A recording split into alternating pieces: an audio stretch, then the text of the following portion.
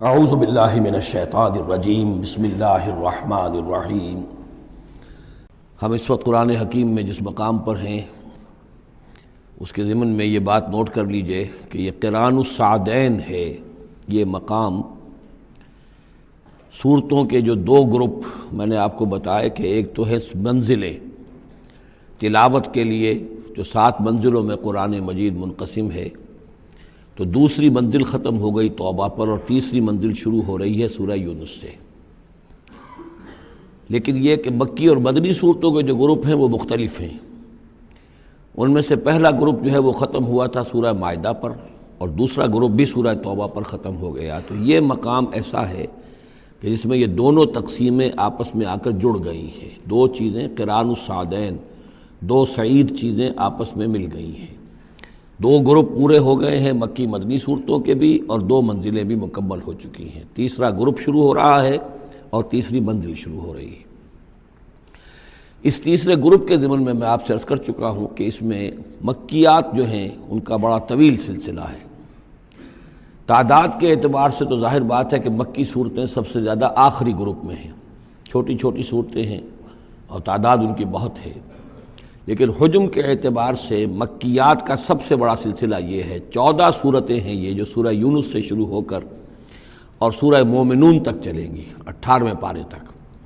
7 پارے تقریباً ہیں جو مسلسل مکیات پر مشتمل ہیں۔ اگرچہ بعض حضرات کے نزدیک اس میں کچھ اختلاف ہے تھوڑا سا سورہ حجر کے بارے میں اور پھر یہ کہ سورہ حج کے بارے میں، لیکن جو بھی غور و فکر کے بعد جو رائے میری بنی ہے، مجھے انہی حضرات سے اتفاق ہے جن کے نزدیک یہ تمام صورتیں سورہ یونس، سورہ ہود، سورہ یوسف، سورہ رعد، سورہ ابراہیم، سورہ حجر، سورہ نحل، سورہ بنی اسرائیل، سورہ کہف، سورہ مریم، سورہ طٰہٰ، سورہ انبیاء، سورہ حج، سورہ مومنون، 14 صورتیں جو ہیں یہ مکی ہیں۔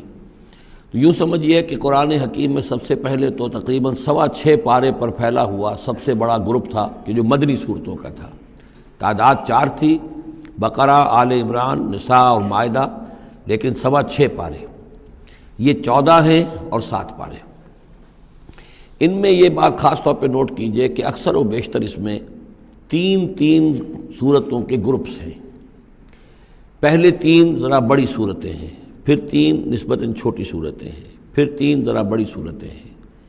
یہ جو سب گروپس بنتے ہیں 3 صورتوں کے، ان میں سے 2 صورتوں کا تعلق آپس میں وہ زوجیت والا ہے، وہی ان کے درمیان نسبت زوجیت ہوگی۔ تیسرے کی حیثیت ضمیمے کی ہے، وہ منفرد ہے، وہ ایک علیحدہ بات ہے۔ وہ جب ہم تیسری صورت پر آئیں گے تو اس پر انشاءاللہ بات کریں گے۔ ابھی پہلا جوڑا جو ہے سورہ یونس اور سورہ ہود، یہ دونوں جو ہیں صورتیں آپس میں وہی نسبت زوجیت رکھتی ہیں کہ جو اس سے پہلے ہم سورہ انعام اور اعراف میں دیکھ چکے ہیں۔ چنانچہ آپ دیکھیں گے کہ سورہ یونس کے 11 رکوع ہیں، ان میں سے انباء الرسل صرف 2 رکوع، باقی 9 رکوع جو ہیں وہ التذکیر بآلاء اللہ، اللہ کی نعمتیں، اللہ کے احسانات، اللہ کی قدرتیں، اللہ کی صناعی، اس کے حوالے سے اللہ کی معرفت، یہ مین مضمون ہے۔ اور سورہ ہود کے 10 رکوعوں میں سے 6 رکوع ہیں بلکہ اس سے زائد 6.5 کے قریب کہ جو انباء الرسل پر مشتمل ہیں، باقی 4 سے کم ہیں کہ جو دوسرے مضامین جو ہیں، جو بھی رد و قضا ہے کفار کے ساتھ، یا اس کے اندر ظاہر بات ہے کہ التذکیر بآلاء اللہ کا مضمون بھی آ جائے گا، لیکن غالب حصہ جو ہے التذکیر بایام اللہ، اللہ کے وہ بڑے بڑے دن جن میں کہ قوموں کی ہلاکت کے فیصلے صادر ہوئے۔ پھر ایک عجیب بات آپ دیکھیں گے کہ سورہ ہود میں اور سورہ یونس میں ایک عجیب ریسیپروکل نسبت ہے۔ سورہ ہود میں، سورہ یونس میں جو 2 رکوع ہیں انباء الرسل کے، ان میں سے آدھے رکوع میں حضرت نوح کا ذکر ہے، اب درمیان کے کسی رسول کا ذکر نہیں، اس کے بعد 1.5 رکوع حضرت موسیٰ پر ہے۔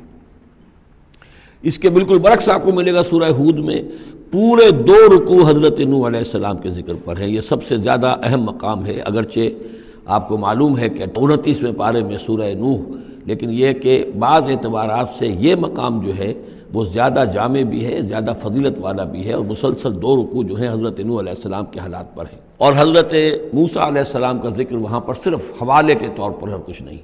تو ریسیپروکل جو نسبت ہوتی ہے، نسبت زوجیت میں، وہ بھی آپ کو یہاں مل جائے گی۔ صدق اللہ العظیم۔